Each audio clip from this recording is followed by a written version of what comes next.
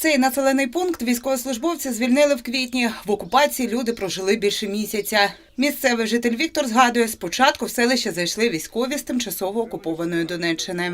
Звірі. Ходили тут, стріляли, всіх на мушки брали, в толпу стріляли. Перебили все. Розграбили магазини, больницю, аптеку, сільраду.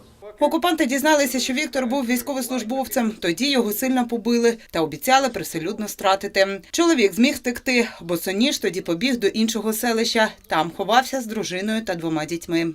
Потім знайшли мою фотографію. Як учасника бойових дій у школі висів стенд. І на фоні танчика я там був сфотографірований, підписаний учасник бойових дій на Донбасі. Ну, вони прийшли по мене вечором. Тоді вже почалось. Дубасили трохи прикладами. Вибили мені ребро. Нічого, то таке пережили. Зв'язали мене, кинули в погріб. Вони не учли одного, що вони розбили зразу двері в погрібі, і потім мене туди ув'язнили зв'язаного. Я зумів розв'язатися і туди накивав. Згадує, як мародерили в хаті сина і 75-річна Марія. В сина були у мого, їх там були біженці в сина.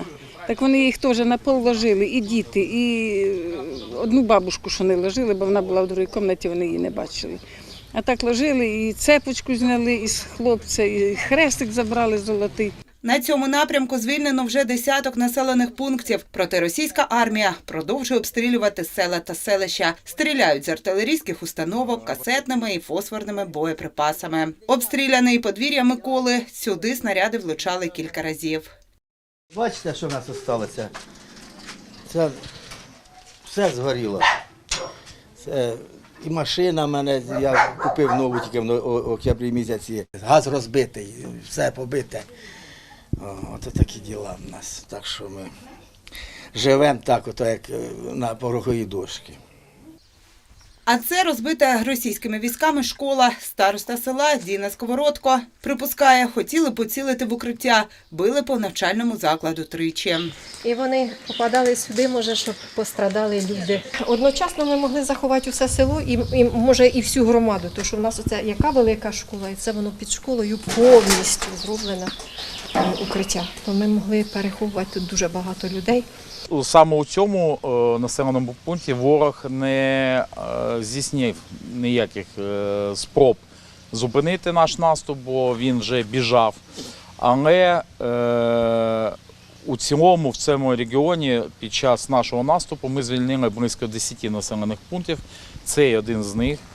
Саме цей шматочок херсонської землі ми вважаємо, ну принаймні ми про це хочемо думати, не дозволив окупанту провести так званий референдум, який він дуже хотів встигнути провести ще у квітні місяці.